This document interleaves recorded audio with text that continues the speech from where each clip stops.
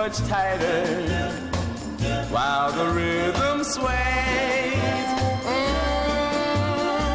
Put your lips to mine while the music blends. We're no longer strangers. Casey, keep an eye out for Archie when he comes in. He's He's in. on. Oh, he's in. Okay, good. Good to go. Good to go. Time being approximately 7:30 p.m. August 11th, 2024. The Franklin notice hereby given the Franklin Zoning Board of Appeals will come to order. Meeting is being held online via the Zoom platform. Meeting is being recorded and televised. A listing of matters are those reasonably anticipated by the chair, which may be discussed at the meeting. Not all items listed may in fact be discussed, and other items not listed may also be brought up for discussion to the extent permitted by law. This meeting will be held via Zoom platform. Please log in. You have to go to the website and look up the agenda, and the login will be on there. You may also join the meeting on your smartphone by calling 1-929-205-6099. For those looking to view the meeting, it can be viewed live at this time on Comcast 9 or Verizon 29. It is also streaming directly from Franklin TV's website. Visit franklin.tv and just click on the Town Hall TV channel. Time being approximately 7:30 p.m., 20 Skyline Drive. Brian Menard, applicant, is seeking to construct a 20 by 26 addition that is 9.9 feet from the right side yard setback where 40 is required. The building permit denied without a ZBA. Is the applicant present? Yes, I am. Please identify yourself for the record. Brian Menard of 20 Skyline Drive, Franklin, Mass. And I'm Okay. Okay. Are there any abutters for 20 Skyline Drive on the call? Hearing none, it's incumbent upon the applicant to explain to us what you plan on doing. Yeah, so basically what we're looking to do is add a mudroom to our property as well as a one-car garage. We've been living here for 6 years now, and just with 3 kids and a 3-bedroom house, we're just looking to upgrade a little bit because we want to stay in the neighborhood and just need a little more room. yeah, exactly. All their stuff. Okay, so you're going to put the kids in the garage? Yes. All their toys. I didn't think of that. Yeah. But right now, I mean, it's a small cape and we just have nowhere to put anything for them. So. Okay, there was a supporting statement you filled out for the variance. You just want to read those off quickly? Yeah. Sorry, 1 second. Sorry about that. That's okay.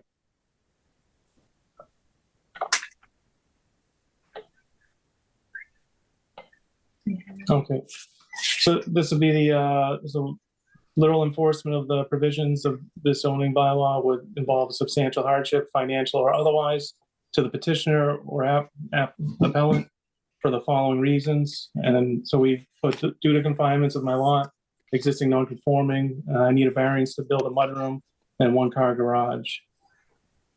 Section B, the hardship is owing to the following circumstances relating to the soil conditions, shape or topography of such land or structures, and especially affecting such land or structures, but not affecting generally the zoning district in which it is located for the following reasons. The hardship is that the lot is existing non-conforming. Under Section C, desirable relief may be granted without either. Number 1, substantial detriment to the public good for the following reasons. We put down many of the houses in our neighborhood are non-conforming. This creates no detriment to the public good. Nullifying or subsequently nullifying or substantially derogating from the intent or purpose of this zoning bylaw for the following reasons, and we had nothing for that. Okay. It's understood that your lot is pre-existing non-conforming. All the lots up in Skyline out there, they rezoned them after they were built originally. So everybody that ever wanted to do anything with their house had to do something with it. But, all right, you might want to just explain the plan.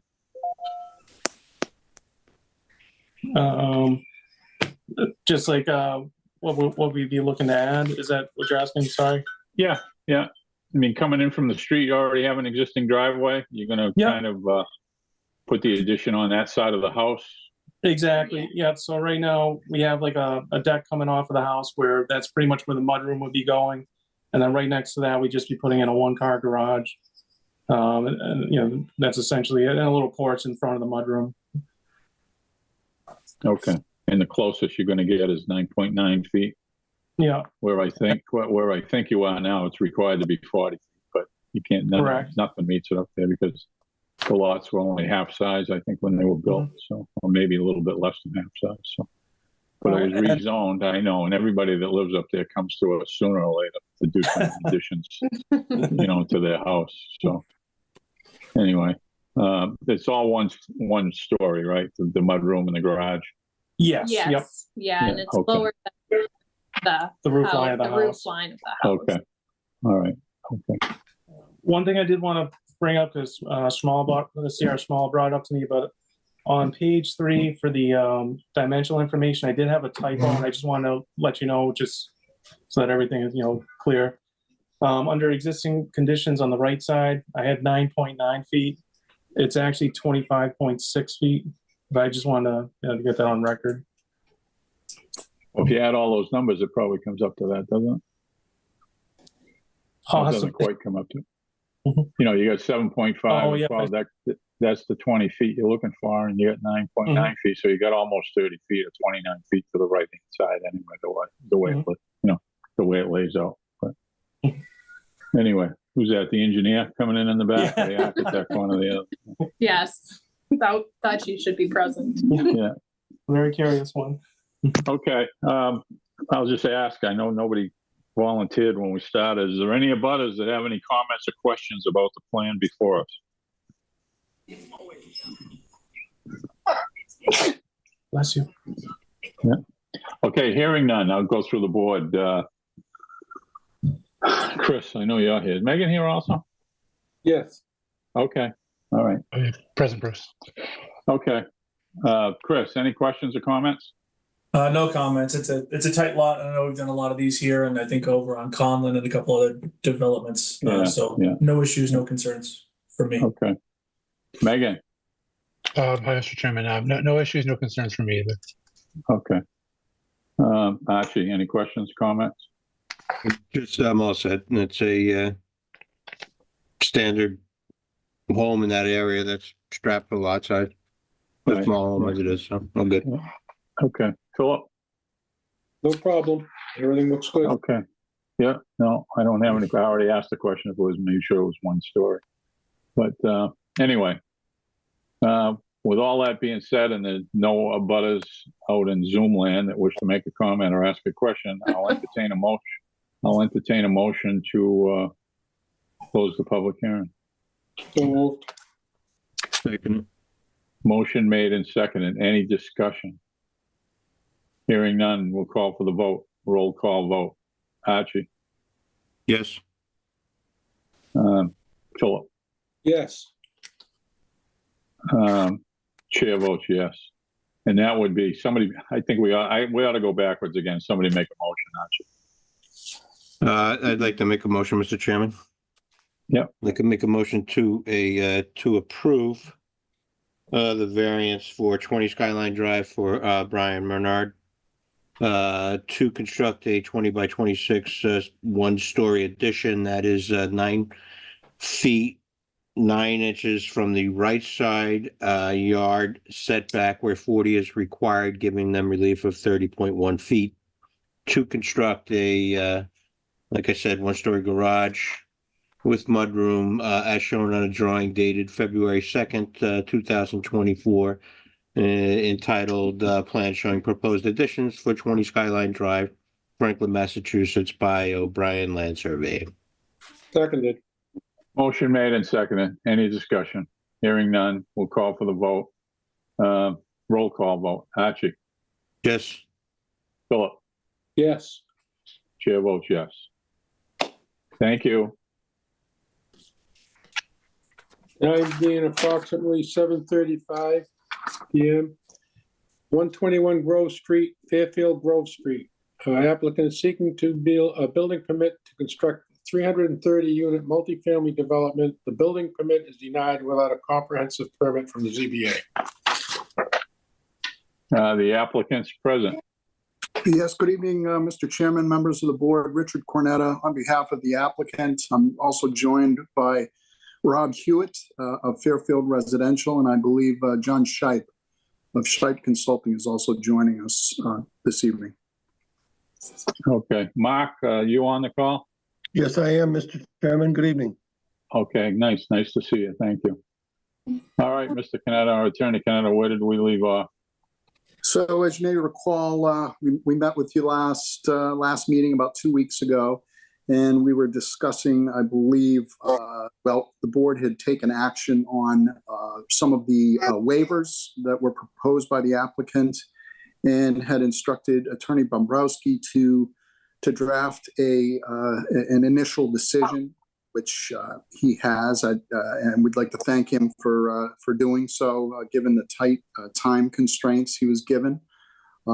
We did get a look at that proposed decision.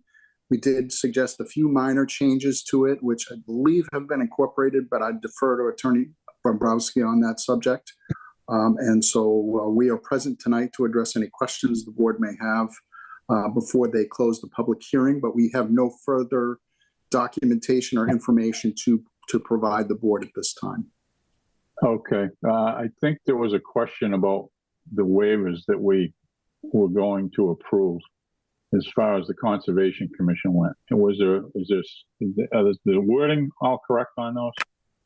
Mr. Chairman, maybe if I could share a screen, I can bring you to an email that Mr. Cornetta sent to me earlier today, and the provision that we can take a look at together. So let me do that. Hang on.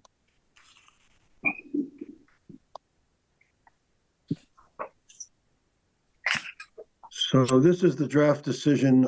I sent a copy of this to your office with Casey this afternoon, and I'm hoping that the board members have seen it. If not, we can go through it. Here's the condition that I had crafted with regard to I remember last time I asked about whether the Conservation Commission had indicated waivers for the local bylaw. There was a February 8th communication the Concom sent to the board indicating that there were several provisions of the regulations and the bylaw that they wanted to work with on the applicant. I had put number 5, the applicant shall work with the Concom to successfully implement the project in light of the waivers granted by ZBA of the following provisions. And I took these directly from the letter dated February 8th from the Conservation Commission. So if you can keep that thought, let me stop the share here and then put up what Mr. Cornetta has suggested, which I have no objection to. I just want to make sure the board sees it.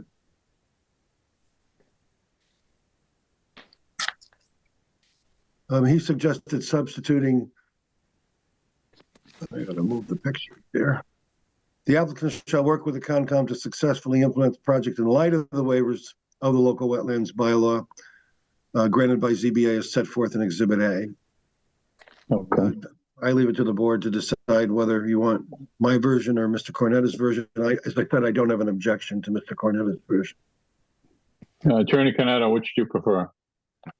Well, we would prefer just the Exhibit A. The Exhibit A is the actual list of the requested exemptions that we were working off last meeting. And my understanding is that it's to be attached to this decision. So I just thought to avoid any confusion at the Conservation Commission level, that we would just defer to Exhibit A, which lists in great detail every waiver that is being requested.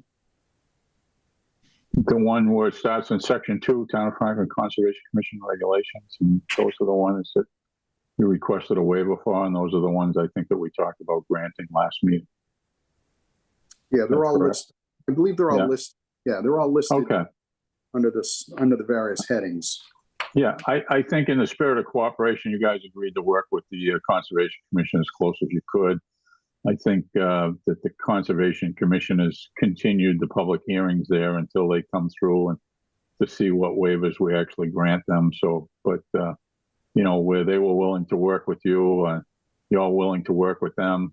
I just thought it would be cleaner that we grant the waivers like we normally do for every other 40B that comes through us that has any wetlands issues. So, So if that's, Mark, if that's yeah. the will of the board, and I picked up that it probably would be, what I've done is I've, let me get out of this.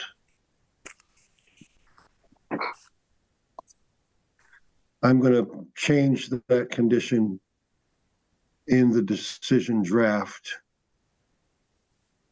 so that it reflects the language Mr. Cornett has sent to me today. Okay. If that's acceptable. Yeah, that's fine. As long as everybody's happy. Thank you. What line You is want me that to- on, Mark? Anyway, because It's I didn't D- get you a it's- new one. It's D5, Okay. condition D5. B and B, and we get to D, D, T5. C. Well, a lot of things here. Okay, special conditions under what number? D as in David 5. 5. Okay. All right. So otherwise, if the ZBA would like me to go through a scroll of the decision on share screen, I'm happy to do that. If there are particular questions people have, I'm happy to. Well, I just guess stick with that. there's only two questions that were left in my mind, and I think the last one would be the mitigation that was presented. And Let me go Yeah, to I got that then. okay. I believe, Mr. Chairman, that's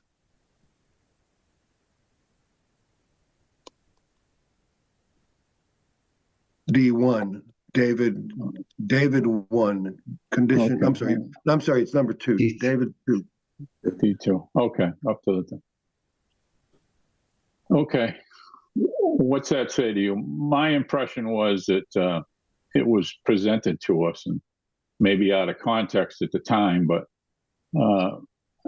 I'd really prefer that they take the $150,000 and just take it, not to take it out of the 750. In other words, they proposed $750,000 worth of mitigation, and this was, and just so everybody knows, this wasn't designed up.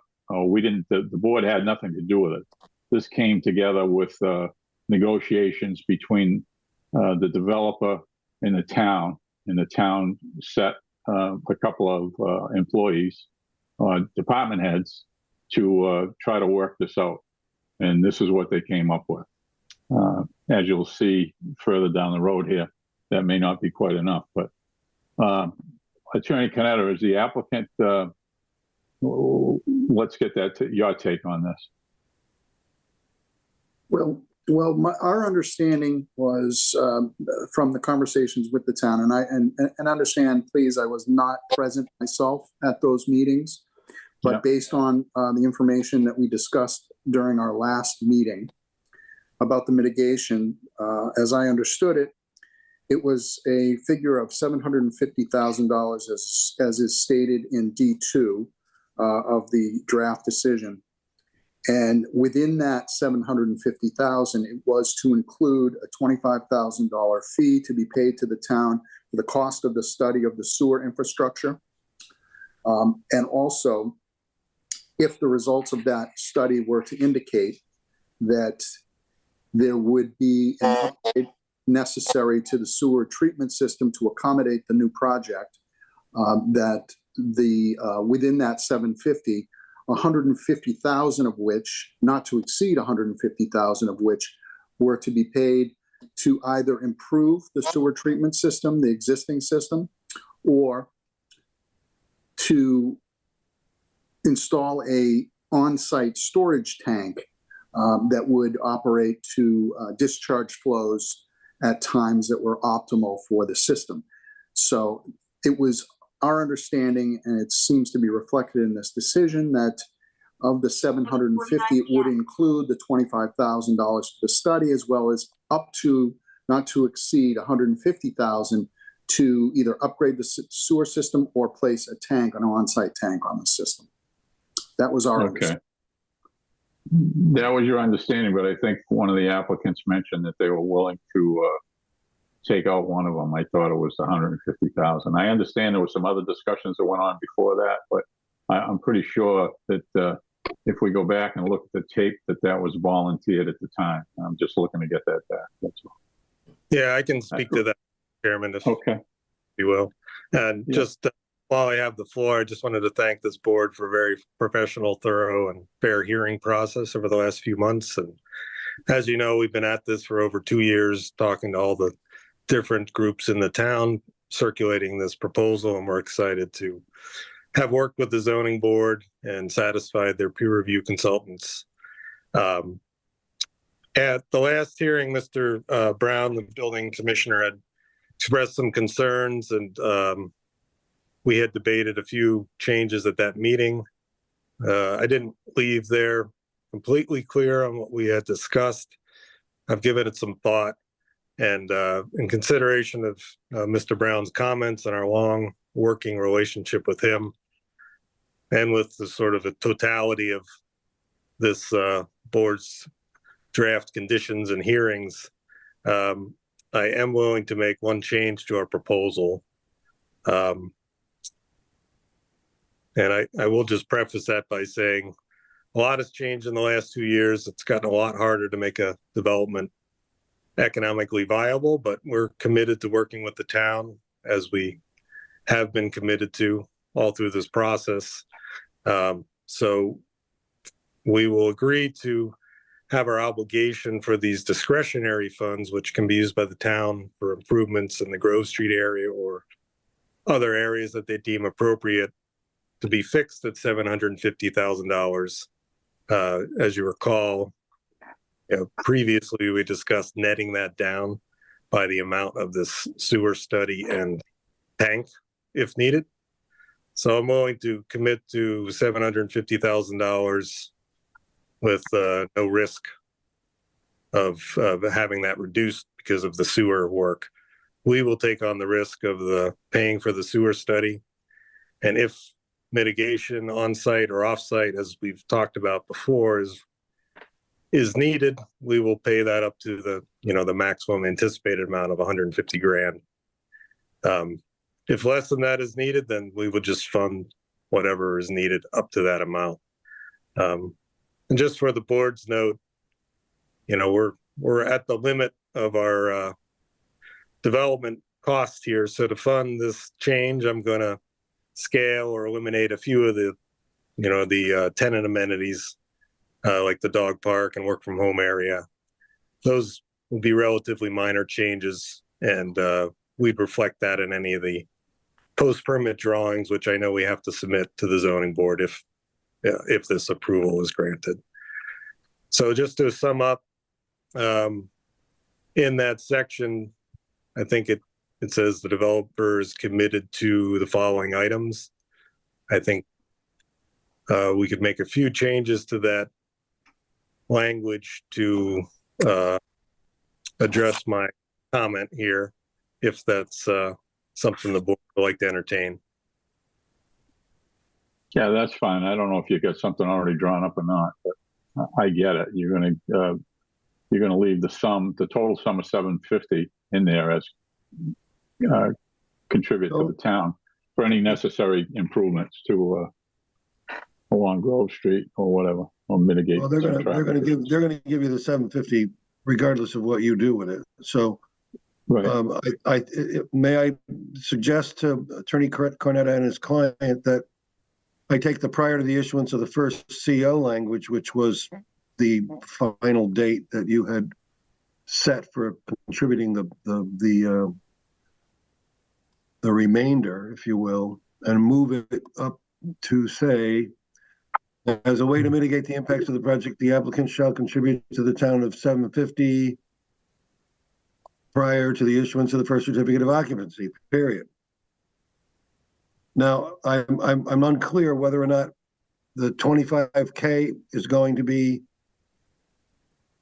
also paid separately and apart and not as a piece of the 750.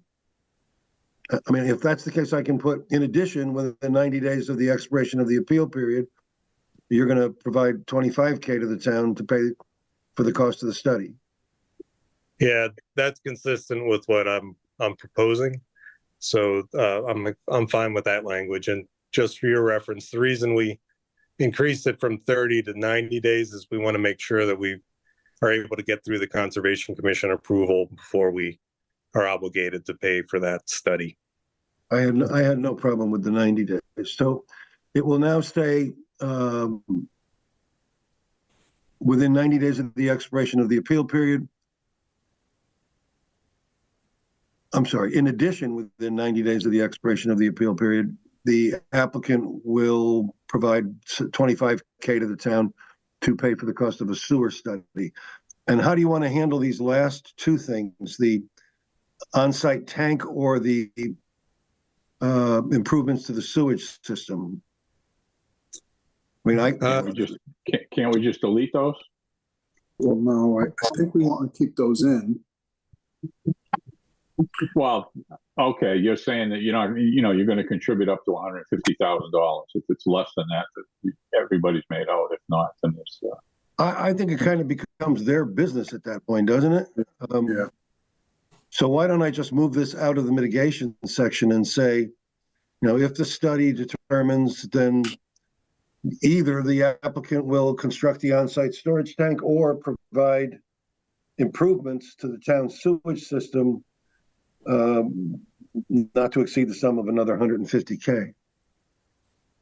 When you're going to choose, the tank is always going to be cheaper, isn't it? Some engineer help me out here. Well, no one's been able to tell me that, so we don't know. But if I had my preference, if money were equal, I would want to fund improvements to the local system rather than cumber the property. But you're correct. We're obligating ourselves to comply with the study up to this limit of 150, which everybody seems comfortable with. So Okay, I think so the study is going to identify the improvements to the town sewage treatment system. Correct. Do we want to, I understand what you're saying about encumbering the property with a tank that's going to require some sort of monitoring and staffing. If that's your feeling about it, and I have been in your position before, and my engineer basically came to the same conclusion, do we just want to say, if the study determines that the sewer improvements are required in order to process the wastewater, the applicant will provide funds to the town for such improvements not to exceed the sum of 150K? Yeah, I think we still would like an option based on what the study says. We did construct a similar tank at Dean Avenue. I don't think there was any optionality in that decision, but certainly not something we're opposed to doing. But I think we would want to know what the scope of the improvements are and how much they cost before we do that. And from my discussions with the town staff, that they were okay with that approach, but I'm not going to speak for them. Okay, I just want to be sure that you and I are speaking the same language, because if it's 750 up front and it's 25K for the study and it's possible 150 for the improvements, there's an exposure here of 925. Are we in agreement? That's correct. Okay, that's fine. I can fix it. No problem. Thank you. Thanks, Mark. Okay. All right. With all that being said, I think those were the only. Does anybody else on the board? Was there any other questions about anything else that was left hanging out there? I'll run through quickly. Megan? No questions from me, Mr. Chairman. Chris? No, Mr. Chairman, thank you. Okay, Archie?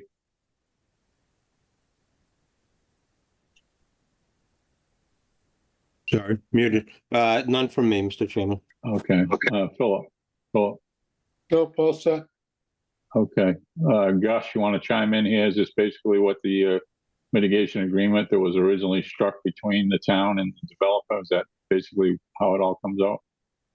Good Actually, evening, a little bit. Yeah, go ahead. Good evening, Mr. Chairman. Gus Brown, Building Commissioner. It's exactly what we asked for at the last meeting, I believe, and I'm glad that the conclusion is that it will be that amount in mitigation.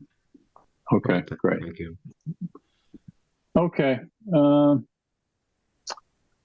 right, we received another letter late today, afternoon time, actually. I think it came to me at 12:20 when I was having my lunch. Mark, do I have to read this whole thing, or do I just make reference of it?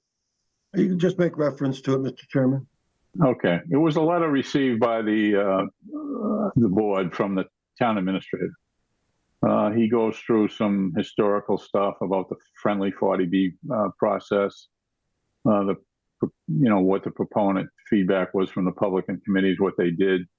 I can tell you that the town administrator feels that it's too large. 330 units would be the largest housing development in the town of Franklin. But I got to say that even though it might be the largest, I think it sits on the largest parcel of property that we've ever approved the 40B for. So what else we got here? Concern, appropriate. He just mentions that there should be some traffic mitigation, Grove Street's basically an industrial, both sides of Grove Street are industrial development. There's a few residential properties on there, but the road's used for cut through, people speed. I know my street where I live for the last 40 something years, the speed was 40 or 45 miles an hour. Went away, I came back from vacation one day, and next thing I know, the speed limit was 30 miles an hour. I never heard anybody comment about it other than maybe people complaining to the town administrator. So if he feels that that's the same thing up there, I'm not sure even what the speed limit is on Grove Street, but I'm sure that they can mitigate the traffic as far as all that goes with that. He proposes some mitigation that he'd like to see done, calming islands, street frontage. With none of this stuff has ever even been designed yet. I'm not sure that, Gus, did you ever talk about any of this stuff? Sorry, Mr. Chairman. The traffic, as far as the mitigation out front, exactly what we would do out there has been discussed. There hasn't been anything put down on paper as far as trying the traffic calming mitigation. No, I know. I'm just saying, none of the stuff was discussed at any length. Basically, you're just hearing this today. Maybe you heard it last week, but is anybody, I just hearing about this today. We started this project. I think I got letters going back to 2022. So it's not like we just started this yesterday. And to come in at the last minute and, I just feel that it's unfair to the developer to have to, throw all this mitigation at them that whatever. And he talks about high groundwater, which they've been pretty friendly with the Conservation Commission. They're working with them every step of the way as much as they could. I think they've worked with them more than most people may have done, considering they had to do an extra peer review study that cost them an extra few $1,000s, I think $6,000. But anyway, basically, the town administrator would like more mitigation than what was settled on. But I heard him. I heard a passionate statement last night to everybody that was there at the meeting and online about how the town needs affordable housing. I think the only sticking point here was the number of units, but like I said, this is on almost 32 acres, or maybe a little bit more than 32 acres. We have some others in town that are around 280 that sit on 12 acres. There's another proposal that came before the town last night through the friendly 40B process that's at 257 units or something, and they're on maybe 12 or 15 acres. So plus, not only that, they have a river that runs right through the middle of it. So they got a lot of wetlands to deal with also. But Mr. Chairman. Anyway, yes, sir. So I think, in my view, no matter what the amount is out there, Grove Street is still an area that has a lot of truck traffic. I know that corner that they're on, the trucks do pass through there on a regular basis during the course of the day. And some sort of calming would be appropriate, I believe.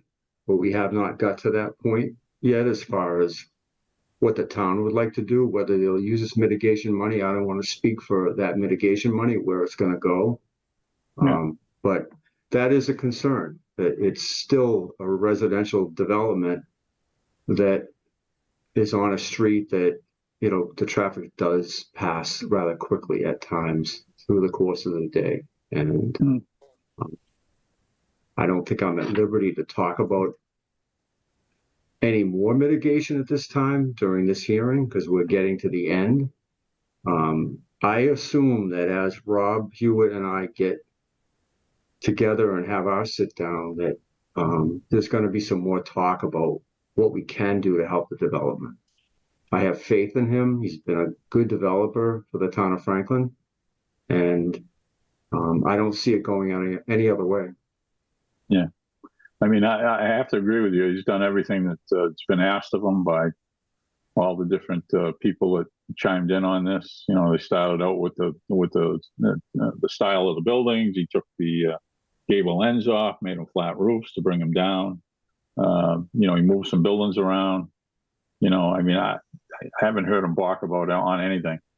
Only, you know, he never even balked on the number, other than I asked one time if they could do any less, but I guess, you know, time kills all deals, and maybe there was something that he could have done a year or two ago before they came in. And I mean, you'd have to admit, I don't know how much it is. I've heard the number bandied around about the stretch code. If they could have got a building permit before a certain time, they would have saved a lot of money that maybe could have gone to the town, but this is just dragged on. And now we're into the new, what is it, a building code, the stretch code, and it adds a lot of money to building the project. I know people are going to say it's not our problem, but it definitely becomes somebody's problem, you know. But is that true? Do you know how much something like that would add to a project like this? I don't know. I know Rob has thrown out a couple numbers here and there, what it does to increase the cost of each unit. I don't get into the money. Yeah, okay. All right, but we get that one. There was one other letter, and I can't, Casey, you're going to have to help me with it was an email we received from an abutter that lives down the street on, let me see if I can find it.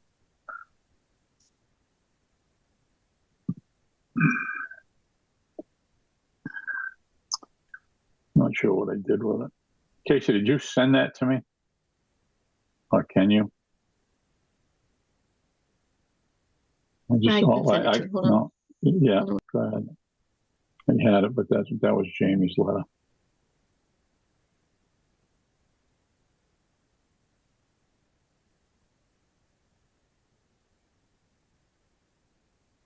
Oh, wait a minute. I got one here. I got it, I think. It was sent April 10th. Yeah, no, I got it. I'm just opening it up right now. Just want to make sure I got the right one. It was an email. Let me just make it big so I can read it, and we'll be on our way. It was from Betsy Fajol. I don't know if that's the correct pronunciation, but she sent a message. Dear Miss Casey, would you please forward the comments of the ZBA members to include the public record for Thursday night's meeting?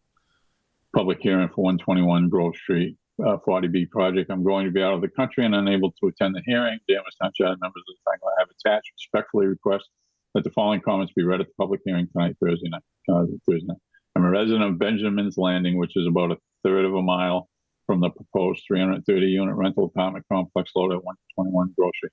I'm reiterating my concerns that I brought before the board on February 15th public hearing. I'm extremely concerned about the additional traffic that this project is expected to generate on an already treacherous Grove Street.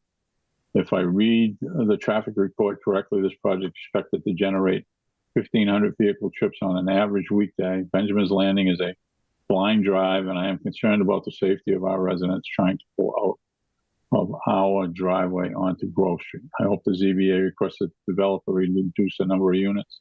This is conditional approval. I'm also have concerns regarding the 4- and 5-story heights of the building. From what I can see, there's no other buildings that high on Grove Street. Forge Hill Assisted Living Facility next door is 3 stories. Has there been any consideration asking the developer to reduce the height of the buildings to more keeping with the neighborhood. I'm not opposed to this project and understand the need for affordable housing, which since Franklin is already over the 10% affordable housing unit inventory. I hope the ZBA will take our concerns into consideration when granting waivers and drafting conditions of approval. Sincerely, Betsy Fijol, 24 Benjamin's Landing. Okay. We got it in. It's in the record. Okay. All right, before we close the public hearing, is there anybody that has any comments? Is there anybody out on Zoom that would like to make a comment or anything before we close the public hearing? Casey, help me out if you see anybody with their hand up. Mr. Chairman, Lisa. Lisa? Okay. Hi. My name is Lisa Gately. I live on Vine Street. Actually, I share a lot of the same concerns from that letter. I am not opposed to multi-unit dwellings. I am a little concerned over the size of this. I know you've said this has been in process for 2 years. Unfortunately, I only found out about it about 3 meetings ago. And as soon as I found out, I have tried very hard to follow and understand everything that is being said. I feel that the project is a good project in many respects. It's just the sheer size of it. I'm not really sure where a number like that comes up either. I know that I worked in the school system in Franklin. I know what that will mean for buses on that road. We had the traffic is pretty brutal. And I know that I have been told by this council that the school is not your problem, neither is the traffic, and the lack of parking at the train stations, which seems to be a big draw on these multi-unit dwellings. So maybe it's too late to get the size down. I'm sure there has been so much time spent on all of this. I guess I'm asking, why was it determined to be such a large project? Why does it have to be 57 feet or whatever it is, 330 units? If it was half of that, the impact wouldn't be as bad on the resources that are already getting pretty strained in Franklin. I was also at the town council meeting last night, and the proposal for that 257 multi-dwelling unit, another huge development in this town. Again, I am all for affordable housing. I'd like to see my children stay in Franklin. I don't know how that's going to be possible, because even the affordable units, based on the formula that's used, it's higher than a lot of people are able to afford. And also the other question I had that I thought of, how long does a project like this take?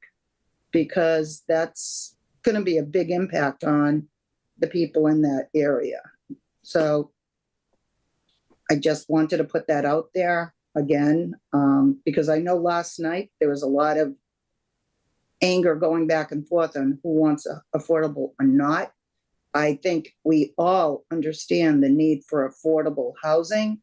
I think it's the way it's being presented. And I know I speak for a lot of people that I know, it seems like it's being pushed into these huge dwellings that I don't know that they'll always be full. And I know that the impact on our resources is going to be pretty significant. And we're going to be asking for more money from the residents that live here now in taxes. So I don't know. I'd love to hear from the developer. Like, where did you come up with a number like 330? I might be able to answer that. Okay. Just because I've been doing this for a long time. Yeah. And Mark, correct me if I'm wrong, but I was always under the impression that it was 8 units an acre, but it could go up to 12. And I don't know, Mark probably done a lot more of these than I have, and because I've only been involved with the town of Franklin. Mark, is there any that go more than 12 units per acre? I would assume there must be somewhere, but like I said, when I started out, it was 8, everybody used to talk about 8 units per acre, and then it went up as high as 12. So what's the rule of thumb? You're remembering the good old days when we actually had homeownership 40B projects, which is very rare these days. On a rental project, there is no density limitation. For example, under Chapter 40R, which is probably the most equivalent program to 40B, there's a mandatory density of 20 units an acre for multifamily. And I've seen them go as high as 200, but that's a city block with a very tall building on it. So there on the rental side, it's pretty much what the economics of the project drive. If you need more density in order to make the project work, then you have more density. So, Mark, maybe excuse me for a minute, Lisa. Mark, maybe you could just go into the thing. The developer's got to answer to the state, right? As far as what the project costs. I know that they can build in some costs and stuff like that, but they're supposed to build it and show that it's feasible. And the price is set by the state. The developer has to go through a project eligibility letter process in order to get a ticket to come to the ZBA. They can't just come to the ZBA. Right. There's only a couple of subsidizing agencies in the state, Mass Housing Partnership Fund, or you could go to DHCD on a local initiative project. I dated myself there. It's EOHLC now. They changed the name of it about 3 months ago. But the driver there is whether or not the developer's proposal has a reasonable return on total costs. Very few projects come in above water, believe it or not, on a rental. The rental economics are that the developer is entitled to make the current 10-year Treasury note, which is about 4%, plus an additional 450 basis points. So that's 8.5%. I have to tell you that in the last 15 years, I don't think I've seen a single rental project come in at the benchmark. They always come in below the benchmark. So that means that the project is uneconomic as approved. And the developer gets their money out of it by holding it for a longer period of time, and it evens out as you get into the second decade. But a lot of these projects are just not above water when they're proposed. Right. So that puts the ZBA in a delicate position because every condition that they impose is another nickel, another dime, another dollar. And that's the dynamic in 40B, especially on the rental side. It's just, it's disturbing to me to see people getting upset about affordable housing. I understand we all need it. I mean, I wish there were more single family homes that fell under that, projects that were being built in that regard. I just was wondering why it had to be such a large project, or was that just a determination outside of all of us? I don't know. So, well, the state does have regulations for what constitutes a large project, and it's town by town, and it's a sliding scale. So I'm just, if you bear with me, I'm going to look up the large project limitation for Frank.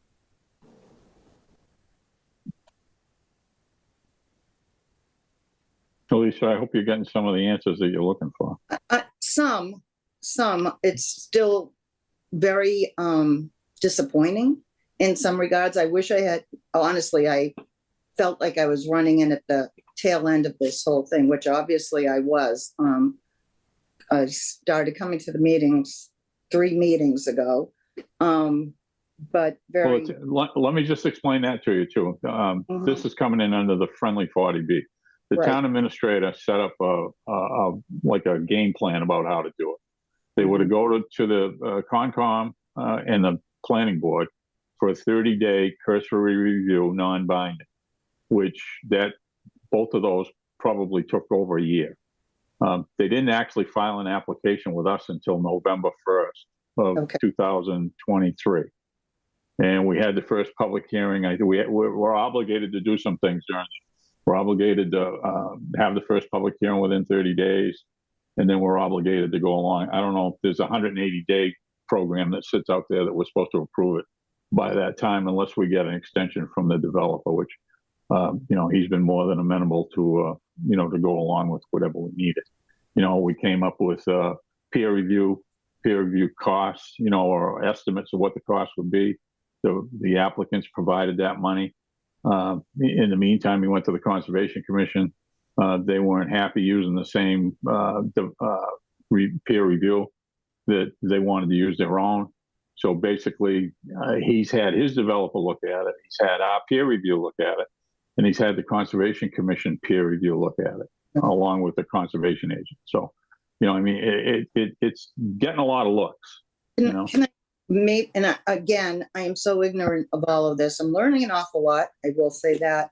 So if the residents of the town found that they really didn't approve of a project that was being proposed, is that something, if we speak loudly enough, for lack of a better way of putting it, is that something a developer takes into consideration and says, well, maybe I could, bring it down half the unit? So I know it's a money generated thing. I know that the bigger the project, the more money, hopefully, the developer will make. That's what it's all about. I mean, we're not here because everybody's just being nice. The affordable is, like I said, I know there's a formula for that. I've heard what it is. I can't tell you right now. For a lot of working people, it's still way out of their range.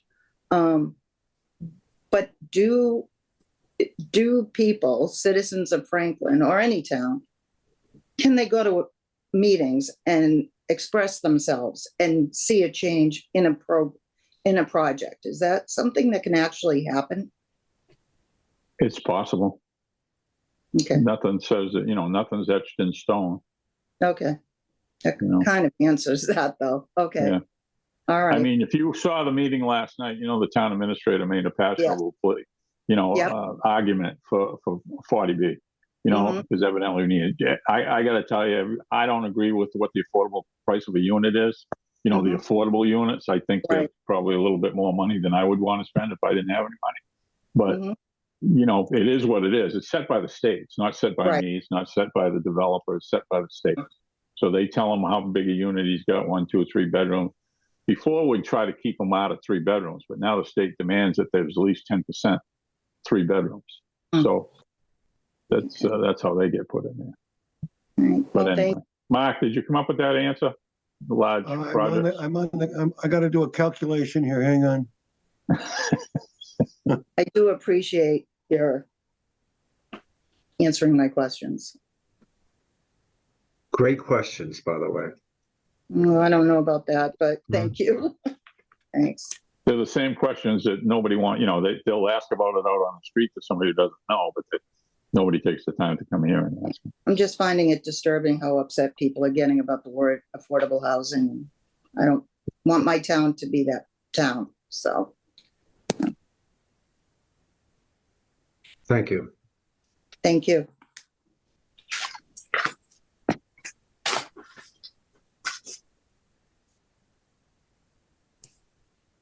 If I may add, I think we would get pushback no matter where affordable housing was to go, any location. Someone from somewhere is going to be pushing. Whether it was 3 units or 300 units, you're right, Archie. I never. Everybody comes up and like the one we had on Pleasant Street. Everybody is all for affordable housing. Just this isn't the place to put it. That's what everybody says. So. Well, there is a formula in the HAC regulations for what constitutes a large project. And it is a sliding scale. For a town that has 7,500 or more year-round dwelling units, no, it's 400. I saw that somewhere. I think in the handbook. Yeah. It's 2%, whatever that is. Yeah. Okay. Well, so I think the town of Franklin. I mean, Gus is still on the call. How many units do we have in the town of Franklin, Gus? We went through this with the Charter Review Committee. I think there's like 8,800 houses or something like that. No, the SHI says 12,000. Yeah. Oh, really? Well, that many? yes. Yeah. Yeah. Well, somebody gave us wrong information then, which isn't uncommon. But anyway, okay. 12,511. Okay. Answer, man. Thank you. Thank you. Thanks, Mark. Mr. Chair, any more comments? Can we jump in? Yeah, just, you want to identify yourself, please? Yeah, Dave Patterson, how are you? Good. Yeah, just touching base real quick. I just wanted a couple things real quick. Address, Dave? Franklin, 36 Opal. Okay. Isn't Friendly B, 40B, excuse me? A Friendly 40B, isn't it supposed to be give and take at 330 units? We started at 330 units. And Nobody said, nobody said there was anything about give and take. I mean, I asked the question right off the get-go, you know, if there was any chance of getting reduction. Well, right in the definition, in the Commonwealth's definition, it's a give and take between the town as a friendly 40B, the give and take. If they started at 330, I know they have to make money, but they were talking about 272 if you're looking at units. I mean, they have so many units that they don't want to have 2 parking spots per unit. I'll just run down. I just have a couple things. I mean, we already have a 10% already. You mentioned the 12, 511. Traffic on King Street in the morning, it's already brutal. It's backed up a half mile. If you're cutting through Beaver, especially with the sports facility there, it's backed way beyond the fields. Without the sports facilities there, it's backed up in the morning over the train tracks. These always get sold by Fairfield. We know it. We all know it. They've gone out of their way. I understand that, but they go out of their way for it just to get sold. They always start big. You know, the one by Bellingham, it always started really well kept and everything, and now they can't rent them out, so they keep lowering and lowering. What else? Who pays after the 150K? We were talking about the 750. It was going to go to the sewer study, and then after it goes, they'll pay up to the 150K, but they're incurring the cost by building the units. The parking spots we already talked about, they got denied by the planning board and town council, the local initiative program they got denied under.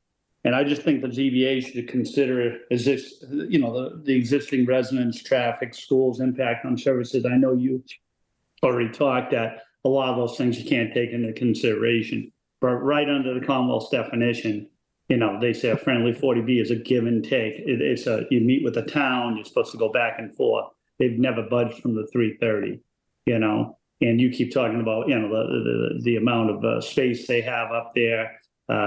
King Street's already backed up. Like I said, the trucks, you almost get killed on Grove Street every day as it is by Benjamin's Landing. They pull right out. And so I just wanted to touch base on a couple of those answers. Okay, Mark, you want to comment on the give and take? Well, my opinion, Mr. Chairman, is that a friendly 40B is one that is the beneficiary of a lip endorsement from the from the chief executive body in the town. So in this case, I'm trying to remember whether there's a lip endorsement or this is a mass housing letter. I'm on the application trying to find that. Hang on one second. It is a mass housing letter, just That's for what I thought, yeah. So technically, you know, the term friendly 40B refers to a local initiative project. And that's the comment. There's no legal determination of what constitutes friendly, but in the coin of Chapter 40B jargon, a friendly 40B is one in which the Board of Selectmen or the town council, depending on the size of the city or town, has signed off on the application to the state, in this case EOHLC, for a project eligibility letter. In the course of the select board or the chief executive body endorsing the application, there's usually a lot of give and take.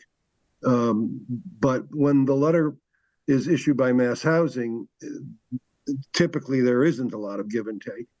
Mass Housing routinely authorizes project eligibility letters over objections of cities and towns, although they do try to make the process a little bit more even-keeled than they used to. I think in all of my work in 40B over the course of 35 or 38 years, I've only heard of or seen certainly less than 40 project eligibility letters denied by Mass Housing. And I'm stretching that because I probably haven't heard of some, but it's pretty rare that that's the case. Right, I was just touching base on the overall aspect of it because I read the definition that, and right in the definitions is give and take, and I understand some mass housing. It just, with the 10% already, with the traffic, and them not giving even one unit off, you know, go down to 300, go down to 280, go down to 250, just to alleviate some of the traffic concerns, the residents' concerns, the schools. I know a lot of that isn't in your purview, but you know, a lot of the things like they get denied by the planning board, the town council, local initiative provider, they can't even come up with 2 spots per unit. That's how many they're cramping in. I mean, I've been to land court, I've been to, I've been there. So I'm just trying to get a little bit of more of an understanding of the friendly 40B going back and forth with those aspects of it. And with Fairfield always selling. I mean, they're a good partner, like you said, they're a good company, but they always sell, and that's the name of the game. And then we own it. All set? Thank you. Yes, Thank sir. you. Anyone else? All right, anybody from the board want to make a comment before we close the public hearing? Megan? No comments, Mr. Chairman. Okay. Chris? No, Mr. Chairman, thank you. Okay. We didn't put you to sleep, did we? No, not at all. Archie? I just want to reiterate that, no matter where we're going to put a 40B or where 40B is looking to be put, there's going to be public outlash. I mean, or the cry to enough of the affordable housing or enough housing or enough of this and that. I think this location is a great location on Grove Street. It's not in the center of town like the one that's being proposed coming up next. I think, they're going to be adding traffic, but I think the traffic's going to be mitigated by heading out of both ends of Grove Street with lights on either end and quick to hop on 495 or to get on the train. So I'm all for this proposal. So thank you. Yeah, thank you. Philip? Yep, it's been a long couple of years. Everybody get their 2 cents in, and I'm satisfied with everything that's been done. Okay. I'd just like to reiterate, because I'm not sure if Archie was on the board or who was back in the day, back in 08, 07, 06, 08. We had a proposal almost similar to this, but at the time, we had another project on the other side of town, and I think that the town got more mitigation from the other guy, and we were able to turn this one down. I thought it was because of the economy at the time that the applicant did appeal the decision, but kind of dropped it by the wayside. I thought it was because of the economy at the time, but it turned out that their agreement with the seller of the property, I guess, ran out, and the seller of the property didn't want to give them any extensions or anything else like that. As a matter of fact, the seller of the property came to the very first meeting we had and asked if we could turn him down because he didn't feel as though he got enough money for the project, but for the property. But anyway, here we are today, and I think it's an excellent space or place for this particular application. It's on Grove Street. I understand there's some truck traffic out there, but if we can mitigate car traffic, we can certainly mitigate truck traffic and speed. Obviously, we don't want anybody to get hurt on Grove Street. We don't want anybody to get hurt anywhere. But, it'll have to be, I'm sure that the town will come up with something either by reducing the speed on Grove Street, or maybe they'll have some calming device put out front. I'm not sure that they really work that great, but I know they're a pain in the winter time when it comes time to plow the snow. But anyway, that's all I get to say also. So at this time, I'll ask for a motion to close the public hearing. So moved. Second. Motion made and seconded to close the public hearing. Any discussion? Hearing none. I'll entertain a motion. Motion to close the public hearing. No, we did that. Oh, okay, then, gonna vote Yeah. on it. Oh, Aye. okay, we got to vote on it, yeah. Roll call vote, Archie, Yes. Philip, Yes, chair votes yes. All right, now I'll entertain a motion. Mr. Chairman, any motion ought to include the revisions that we made to conditions D2 and I believe it was D5 Yeah. this evening. So the motion would be to approve it as drafted with the modifications made to conditions D2 and D5. And I also note that the waivers are a separate document. They should be attached. I did make the correction in the waivers with regard to the fee concessions that were made by the applicant. So I'm confident that those are accurate. The other thing too, Mark, is the list of correspondence. I don't know if you ever answered, I didn't know where you wanted to stick them in. If Casey wants to prepare that, I can make a reference to it as Exhibit B and you can stick it on the end. Okay, because she does have it already. She can probably email it to you as we speak. All right. So my suggestion is that once you vote this, if you give me half an hour, I'll make the revisions before everything loses track here. And I'll send it to you and Casey. Casey can put the correspondence and other documents on as Exhibit B, and it can be filed after that.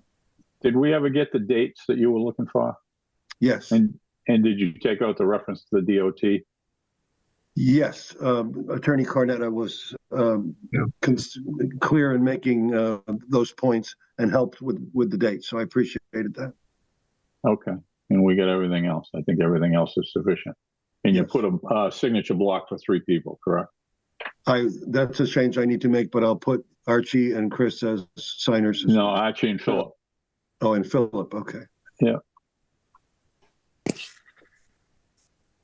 Okay, if somebody so moves Attorney Grabowski's proposed motion. so moved. And second it. Motion made and seconded to approve the motion as proposed by Attorney Grabowski.